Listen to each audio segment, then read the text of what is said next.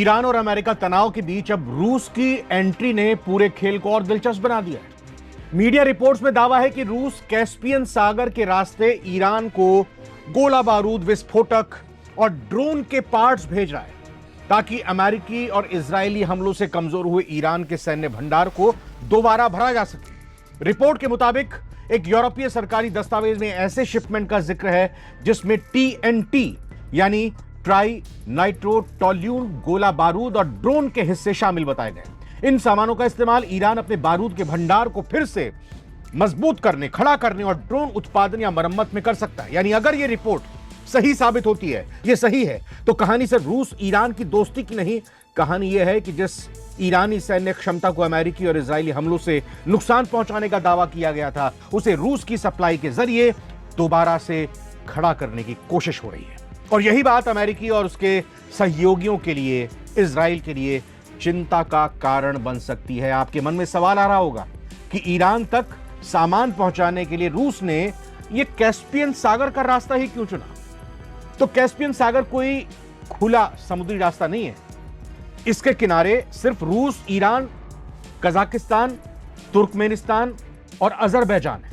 इसका मतलब यह हुआ कि अमेरिका की नौसेना के लिए यहां उसी तरह निगरानी या समुद्री कार्रवाई करना संभव नहीं है जैसी वो खुले अंतर्राष्ट्रीय समुद्री रास्तों पर कर सकती है। यानी अगर रोककर आपको बताएं कि भाई जिस तरह से हॉर्मुज में बार बार ट्रंप कह रहे हैं कि मेरा कब्जा हो चुका है, कुंडली मारकर वो वहां पर बैठ गए अपनी नौसेना के साथ, लेकिन यहां ऐसा नहीं हो सकता। यानी रूस से सामान लेकर जहाज चला, कैस्पियन सागर पार किया और सीधे ईरानी बंदरगाह तक पहुंच गया बिना किसी रोक टोक, बिना किसी निगरानी, बिना किसी रुकावट। और यही वजह है कि कैस्पियन रूट को रूस और ईरान के लिए रणनीतिक रूप से बेहद महत्वपूर्ण माना जा रहा है। कुछ रिपोर्ट्स के मुताबिक जहाजों की आवाजाही को ट्रैक करना भी मुश्किल हो सकता है इस रास्ते पर, खासकर जब जहाज अपना AIS ट्रांसपॉन्डर बंद कर दे। पता ही नहीं चलता, GPS सिस्टम मान लीजिए जहाज का होता है, पता ही नहीं चलेगा कि किस रूट से जा रहा है, कौन सा जहाज जा रहा है। और अमूमन जो शैडो फ्लीट्स होते हैं वो अपना AIS ट्रांसपॉन्डर बंद कर देता है जब उसको बचना होता है, मतलब अपनी पोजीशन ट्रैक नहीं करने देती है।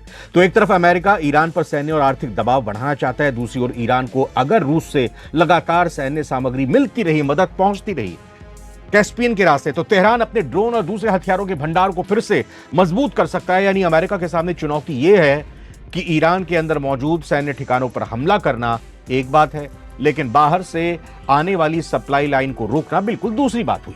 और कैस्पियन सागर वाला रास्ता इसी वजह से महत्वपूर्ण हो जाता है। आपको बता दें कि ईरान का कैस्पियन पोर्ट पहले भी निशाना बना था। मार्च 2026 में इजरायली हमले में उत्तरी ईरान के बंदर अब्बास नहीं बल्कि कैस्पियन तट पर स्थित बंदर अंजली पोर्ट कॉम्प्लेक्स को निशाना बनाया गया था। इजरायली अधिकारियों ने उस कार्रवाई को रूस से आने वाले हथियारों की लॉजिस्टिक सप्लाई रोकने की कोशिश से जोड़ा था, लेकिन रिपोर्ट्स के मुताबिक हमले के बाद ही रूस ईरान के बीच इस समुद्री सप्लाई को फिर से शुरू कर दिया गया। यानी अगर यही जानकारी सही है तो संदेश साफ है, एक बंदरगाह पर हमला करने से सप्लाई लाइन खत्म नहीं हुई है। करो फिर से हमला। अब सवाल यह है कि रूस आखिर ईरान की मदद क्यों करेगा, क्यों हेल्प करेगा? तो पहली वजह है कि रूस और ईरान की बढ़ती रणनीतिक साझेदारी, दोनों देश अमेरिका के दबाव का सामना कर रहे हैं और दोनों के हित कई मामलों में एक दूसरे से जुड़ते हैं।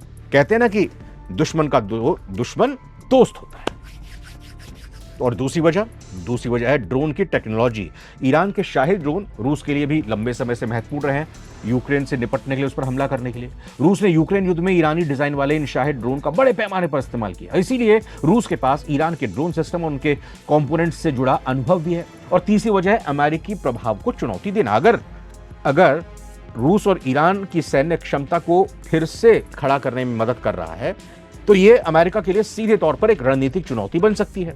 यहां एक बात यह समझना जरूरी है कि सिर्फ ड्रोन के पार्ट्स या विस्फोटक मिलने का मतलब यह नहीं हो जाता कि ईरान तुरंत पहले जैसी सैन्य ताकत हासिल कर लेगा, फिर से और ज्यादा मजबूत हो जाएगा। इसके लिए उत्पादन क्षमता, प्रोडक्शन की जो कैपेबिलिटी है, electronics, engine, control system, fuel system, experts और पूरा का पूरा लॉजिस्टिक नेटवर्क चाहिए, जो कि इस दौरान युद्ध में काफी ईरान को नुकसान पहुंचा है। लेकिन अगर रूस लगातार जरूरी सामान इस तरह से उपलब्ध कराता रहा, कोई रोक टोक नहीं हो पाई, तो ईरान की रिकवरी तेज जरूर हो सकती है।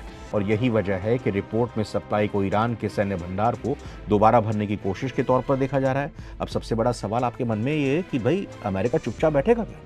इसे रोक पाएगा क्या अगर वो चाहे तो कैस्पियन सागर की भौगोलिक स्थिति हमने पहले ही बताई। थोड़ा और अगर आपको बताएं तो अमेरिका के लिए मुश्किल पैदा करती है, क्योंकि यहां सीधे अमेरिकी युद्धपोत भेजकर नाकाबंदी करना आसान विकल्प है नहीं अमेरिका के लिए। आपने हॉर्मुज में तो अपने युद्धपोत खड़े कर दिए, यहां आसान नहीं है। इसीलिए अमेरिका को अगर इन सप्लाई पर रोक लगानी है तो उसे दूसरे रास्ते तलाशने पड़ सकते हैं, जैसे प्रतिबंध लगा दे, भाई जहाजों और कंपनियों की निगरानी रखे, वित्तीय नेटवर्क पर कार्रवाई करे, सहयोगी देशों के जरिए दबाव बनाया जाए। लेकिन दूसरी तरफ रूस भी अपने समुद्री और व्यापारिक नेटवर्क के जरिए इस सप्लाई को जारी रखने की कोशिश कर सकता है। यानी मामला सिर्फ ईरान बनाम अमेरिका नहीं रह गया है, अब इसमें रूस भी एक स्ट्रेटेजिक प्लेयर बनता दिखाई दे रहा है। अगर रिपोर्ट में किए गए दावे सही हैं तो अमेरिका के लिए असली चुनौती सिर्फ ईरान के मिसाइल और ड्रोन ठिकाने नहीं है। असली चुनौती वो सप्लाई लाइन है जो ईरान की सैन्य ताकत को दोबारा जिंदा कर सकती है और मुश्किल खड़ी कर सकती है अमेरिका इजराइल की। अब देखने वाली बात यह होगी कि क्या अमेरिका इस रूसी ईरानी सप्लाई नेटवर्क को रोकने के लिए कोई बड़ा कदम उठाता है, या फिर कैस्पियन सागर ईरान के लिए हथियारों की नई लाइफलाइन, जीवन रेखा बन जाता है। क्योंकि जंग सिर्फ मैदान में नहीं लड़ी जाती है, कई बार असली जंग हथियार पहुंचाने वाले रास्तों पर, सप्लाई चेन पर भी लड़ी जाती है। वीडियो कैसी लगी कमेंट करके जरूर अपनी राय रखिए। नमस्कार।